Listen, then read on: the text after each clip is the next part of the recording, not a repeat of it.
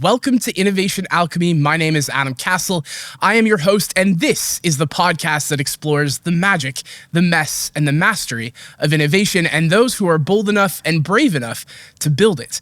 Now, before we get started today, I want to give a shout out to our amazing producer, John, and the team at Clear Rock. If you've been following along with the podcast these last few years, Clear Rock Studios in Windsor has been making us sound good and maybe look good for over the last couple of years, and we are so grateful to have them on their team.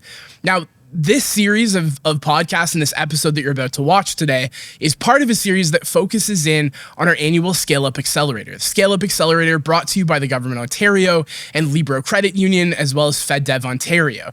Now, ScaleUP is a 6-month accelerator program that focuses on companies that are in that sweet spot going from 0 to 1. And so a lot of the questions today are going to be around that 0 to 1 phase. And you might be asking, what in the heck is 0 to 1? And I'm very glad you asked, because 0 to 1 is that point where a business goes from idea to impact. It starts to have real things like real customers, real challenges, and real constraints. And so when we're talking to these startups, they're at that point where real is becoming really tough. And so we're really excited to have these conversations today to dive into that very specific stage in a startup life cycle and have you learn along with us. So thank you so much and enjoy.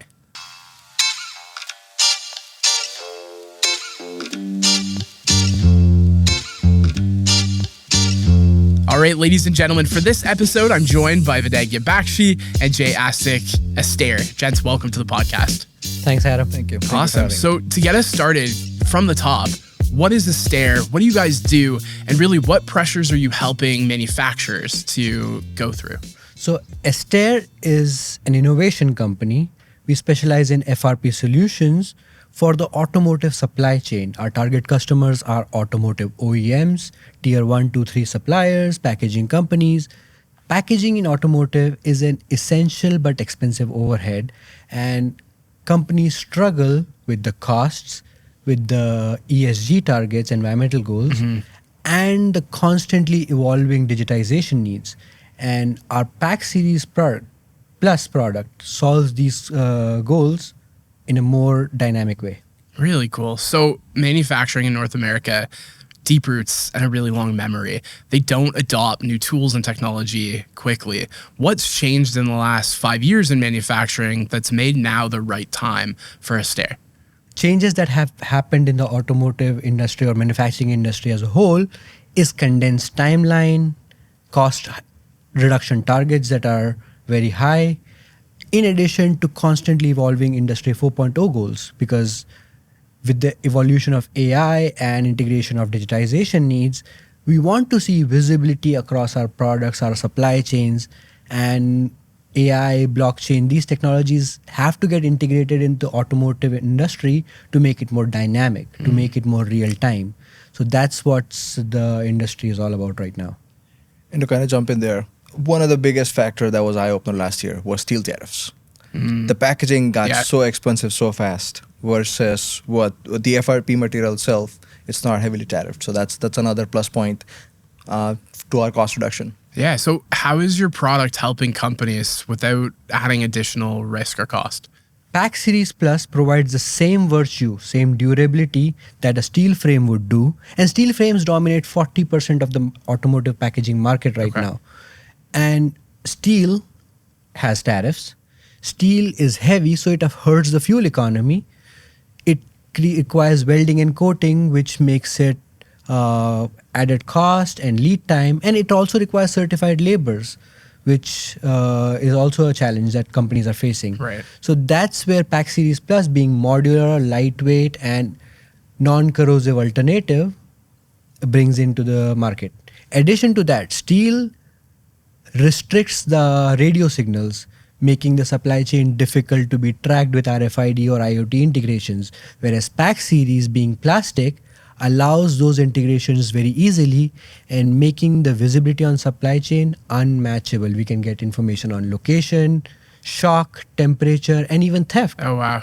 That's really interesting. So it actually allows for better sensor integration into the supply chain, which, as you know, that IoT piece is Industry 5.0. That's what manufacturing is going towards. Yes. That's so amazing. Okay, so, we're going through this podcast series with all of the scale ups today, and we're talking about that jump from 0 to 1, right? Where things go from being ideas in your head to making impact with real customers.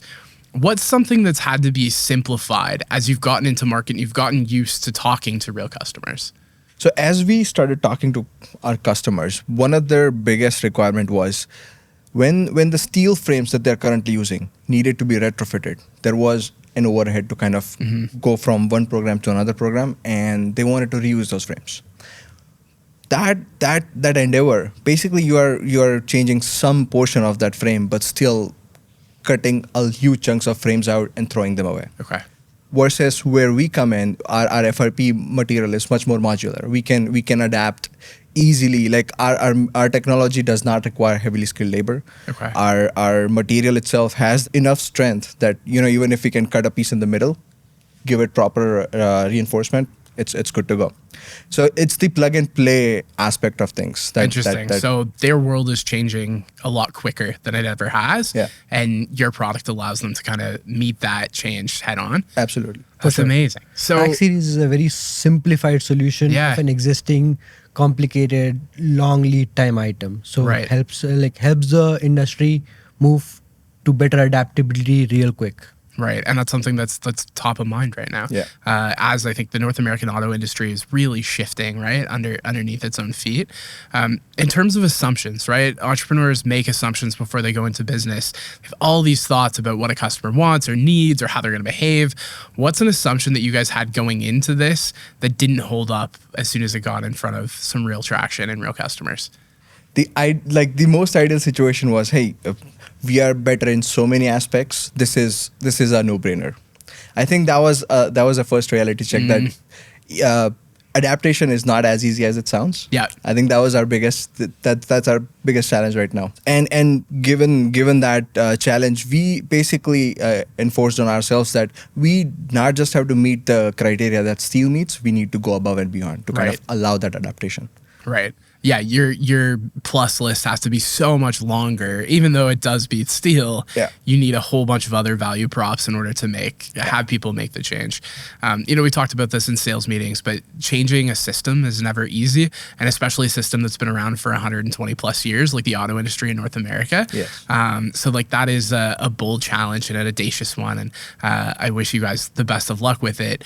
As we're wrapping up your scale-up journey here, of course, you're not wrapping up your experience with WEtech, but as this program comes to a close, what feels clearer for the both of you as founders than it did coming into it? So there are 3 things I can classify that we have felt clear on.